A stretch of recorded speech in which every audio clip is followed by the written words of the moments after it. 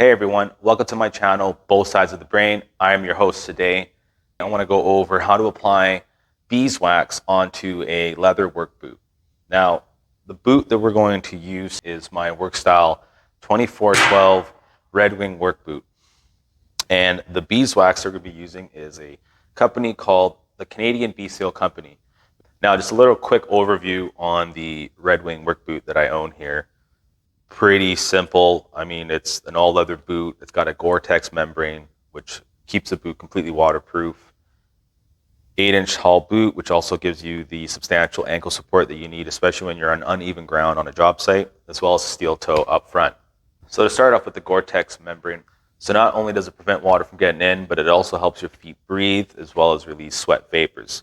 From what I understand, the Gore-Tex membrane has 9 billion pores per square inch to allow, again, your feet to breathe, but as well as keep that boot 100% waterproof. And I can say this from experience. My first pair that I'd bought had lasted me 3.5 years, to the point where it was, again, still waterproof, but the only issue I had was the bottom of the sole here had worn out to the point where I was getting holes inside, water was getting in, and of course, it was at that point a throwaway boot, had to go buy a new pair.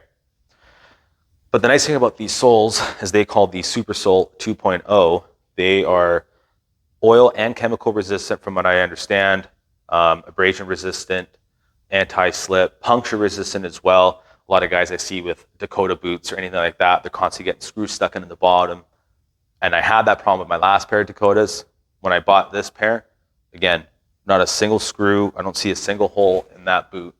The other thing also as well is if your sole does wear out to a point where you should get it resoled, especially if the leather is still in great condition, you can actually ship this boot right back to Red Wing and they'll ship it out. I know in Canada here, they'll ship it out to Nelson, BC, and then they'll have a guy up there who actually will resole the boot for about $200 with the same OEM style sole. Now you can get a cheapo, someone else locally, wherever you are, to just put a generic style sole on, which still not a big deal. But if you are that type of person that wants to go back to the OEM style sole, it is doable. You just want to make sure that there are no holes or punctures through the sole at that point when you are ready to bring it in, because they will not repair it, which, again, unfortunately, now you're forced to have to go buy a new boot, which no one wants.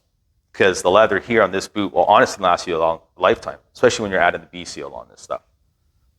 This boot also has a 400-gram thin slate insulation in the boot, which will help against cold weather, things like that, which is, again, another great feature about the boot.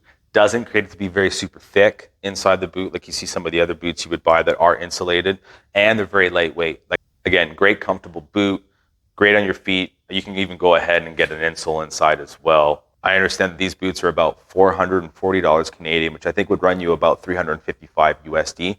Which still, at the end of the day, if you're getting 3.5 years or more out of the boot, it's really not a bad price. So I've already applied this Beeseal on a pair of Cowboy Boots that I own. As you can see how dark and hydrated these boots actually look.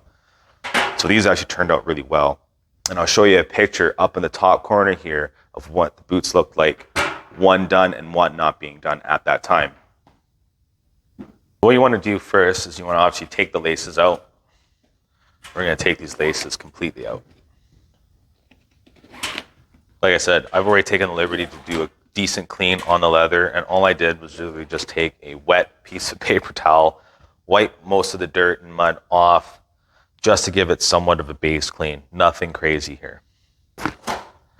Just give it a good scrub with the brush. Now, a bit of a small brush, you can get bigger ones that definitely make things a bit better. Especially when you're getting all around the stitching here like that. Just trying to give it a bit of a final clean on it. Now, that being said, when you are applying this beeswax, I like to apply it about once a month.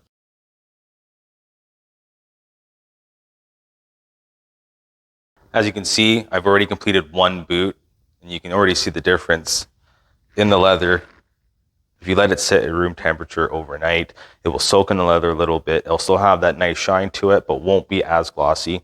And we're going to go and apply this stuff on this boot now.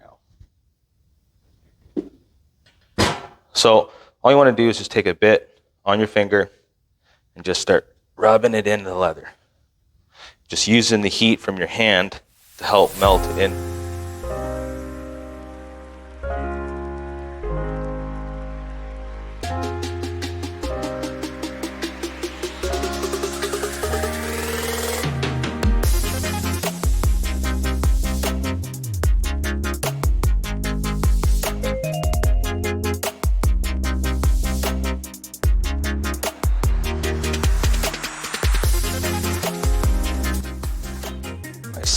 tongue here as well. Make sure you get it really good in and beside the tongue, right over here. This is where I usually see, again, concrete dust, drywall dust, general dust. Just sit in there and get caked. And again, if you don't clean it as often, it eventually dries out the leather.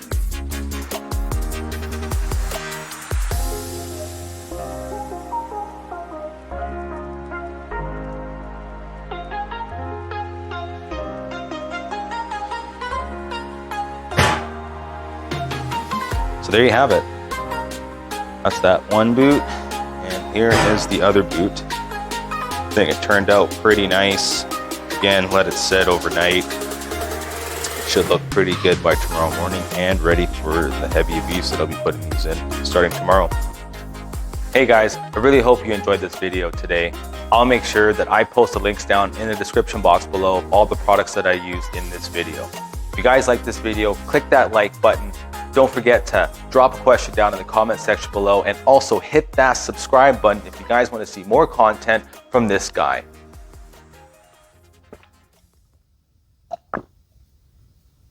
Oh dang, I spilled some.